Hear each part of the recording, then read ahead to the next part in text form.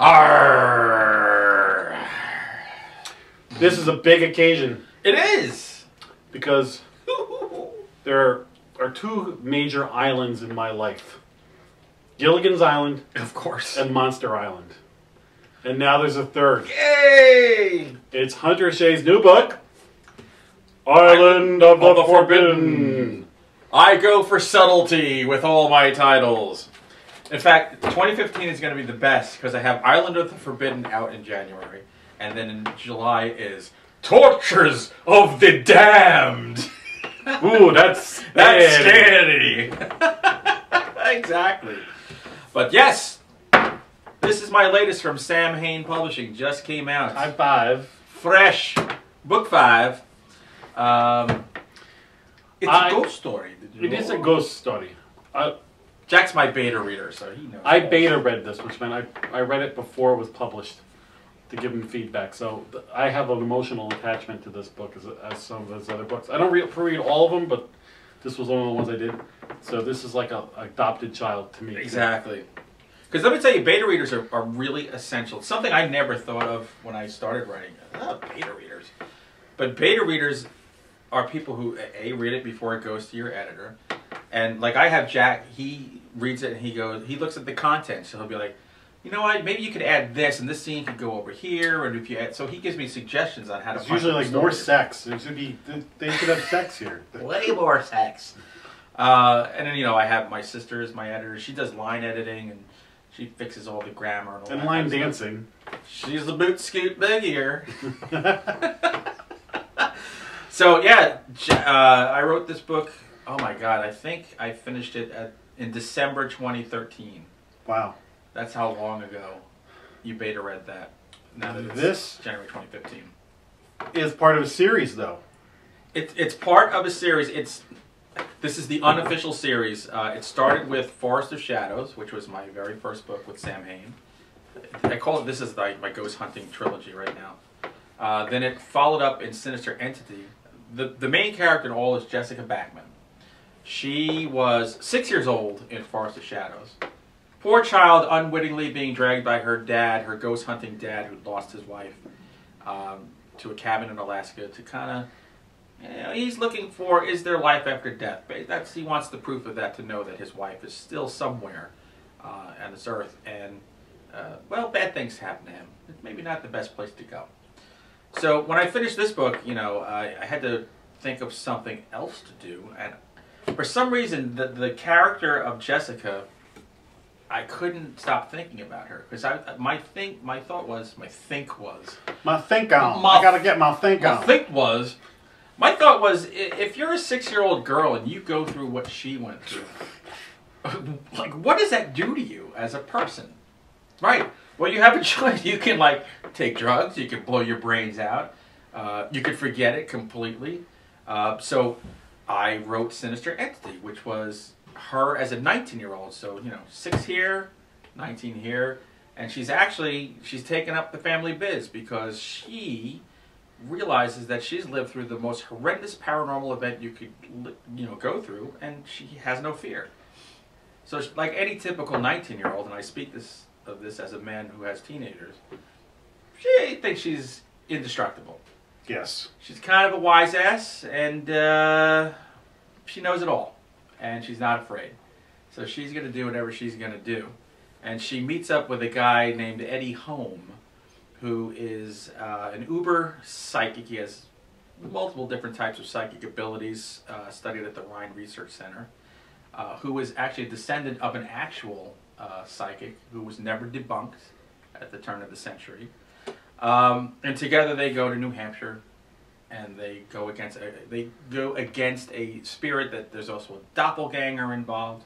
You know what a doppelganger I play Dungeons and Dragons. I know what a doppelganger is. See, there you go. Which is like a double.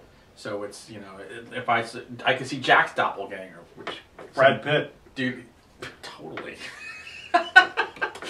So they go through that, and again, it's another horrendous experience where the psychic Eddie tells her, he says, you know, as strong as you are and you have this ability to somehow banish the dead, you also have this innate ability to draw the dead to you and give them power. So it's one thing to give power to, like, you know, the ghost of Mrs. Butterworth. Or Mrs. Muir. Mrs. Muir. Oh, Captain Greg. Oh. But it's another thing if you're able to attract the spirit of somebody who's terrible in life and give him power, where now all of a sudden he has the ability to affect things in this world and his own world. So it ended. It ended well for the family here, but not so well for Jessica. So I can't stop. I love the character Jessica, and lots of other people do. So I wanted to take Jessica and age her a little more, because a lot of people are like, well, this is kind of a YA book. I'm like, a YA with a lot of masturbation and stuff, so I don't know. I don't think it's a YA book. So in this book, Jessica is 22 years old. So she's years removed from her last experience, which to her is her last experience with ghosts. She's done. She has dyed her hair blonde. She has left her family. She's on her own. And now, remember, this is a girl who's inherited her dad's lottery winnings, so she's worth about $20 million. But she still drives a crappy old Jeep, and she actually travels the country working for Habitat for Humanity, just trying to do something good with her money and not be associated with anything that she was before, because she's just terrified of her own abilities and doesn't want to be around any place that's remotely haunted. And that's where we start off with this book. Her and Eddie are estranged. They haven't spoken in years, because when Eddie tried to teach her how to harness her ability, she's just like, look, I'm a dangerous dude, and I don't want to do this anymore. But what drags her here is there's a haunted island off the South Carolina coast in Charleston Harbor. It's called Ormsby Island. I'll give you a little insight. Ormsby is the name Alan Ormsby, which is the name of the character in Children Shouldn't Play with Dead Things, where they went to an island and there were zombies. There's lots of horror where if you're a true, insane horror fan. I watched a movie on that very TV with you once. Exactly. So this couple, Daphne and Toby Harper, who are these rich, kind of southern, genteel, possibly European folks. Oh, they're a piece of work. Now, Toby Harper is a take on Toby Hooper, who is director of Texas Chainsaw Massacre and The Funhouse. Tobe Hooper. Tube.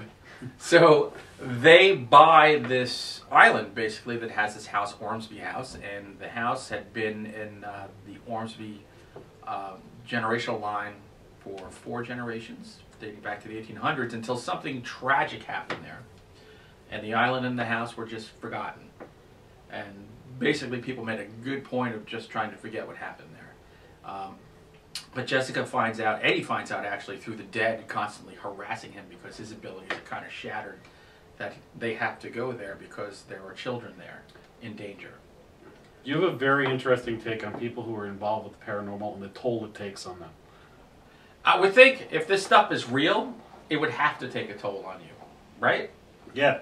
You know, who could face? How could you face the absolute worst in the undead or the dead, and just walk out and be like, all right, let's go to the next one. Let's harass a ghost like Ghost Adventures and try to get them to come here. In fact, speaking of Ghost Adventures, I even kind of poke fun at paranormal TV shows because there is a paranormal crew filming on the island to their detriment. Yes. So it's maybe one of the oddest cast characters I've ever put in a book. The thing is, these 3 books are related, but they're standalone. Yeah. They are so different. This is nothing like this. The characters are right. You care about them, but you don't have to read one for the other. You could go in any direction with these books because that's the key. I tried to write them all. They're a series because there's a consistent character, but they all can be read individually. But it's not like you went back to the well and it's like, all right, this time they're gonna fight a ghost, and then this time they're gonna fight a demon, but it's the same formula. They're totally different, right? Things going on in these, and the stuff going on the island. Yeah. Like you're trying to figure out where this is going, and you never. First of all, with his books, you never know where the hell it's going. Good luck with this one.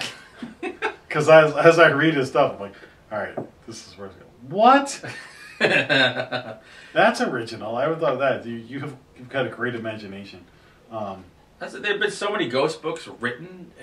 if I'm going to write one, it has to take it at an angle that nobody's ever thought of before. You have real stakes here too, though. Like it's not like Charmed, where they fight a demon and then they vanquish it, and the body disappears, and there's no. Yeah. There's Let's go back to work tomorrow. Yeah. Like this is stuff happens that you have to deal with the next day. Right. You know. Yeah, I mean, to me, the most interesting aspect of this is in the horror genre that is so male-centric, is writing a series of books from the point of view of a woman, of a girl who becomes a woman. So you're not just following her as the natural progression of a normal person who goes from girl to woman, but a person who goes through horrible things every step of her life and how that affects her. So to me, that's been the most fun aspect of this. Eddie goes through some crap himself, so. Yeah, poor Eddie. You know, poor stupid guy who kind of digs a girl and will tag along no matter what. Now, I'm biased because I'm your friend and I pre-read a couple of these books. But this is getting great reviews from different blogs and. Yeah, the reviews have been fantastic right off the bat. Which really surprised me after I read them.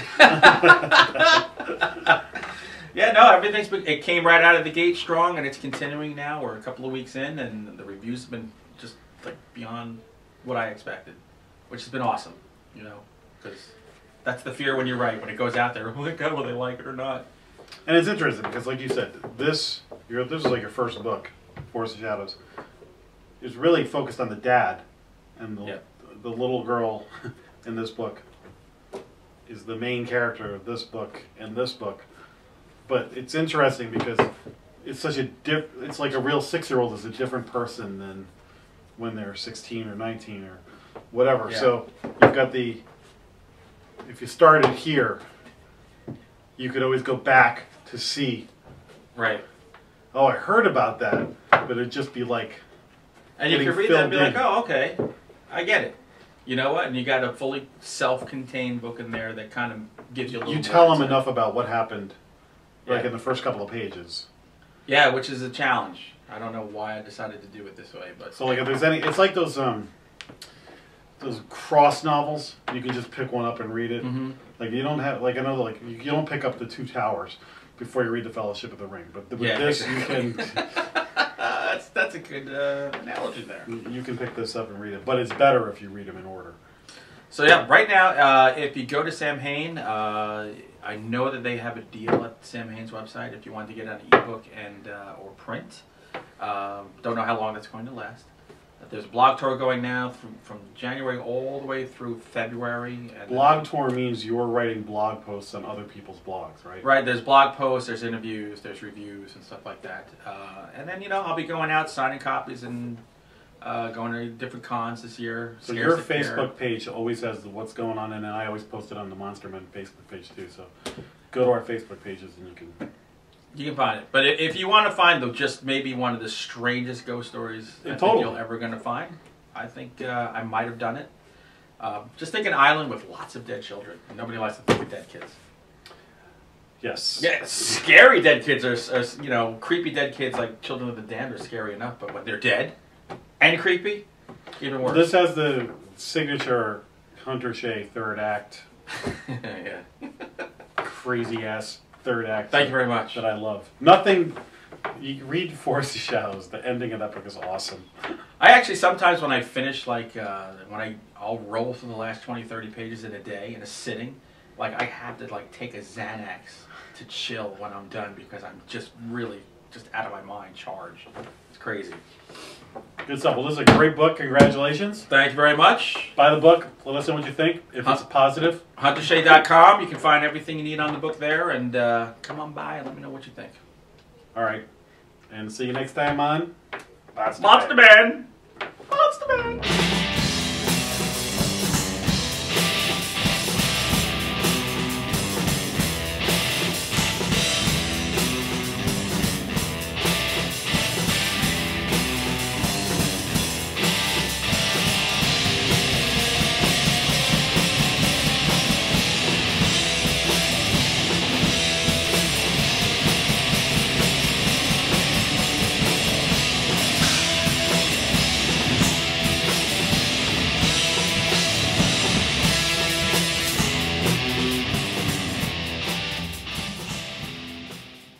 Grr, arg.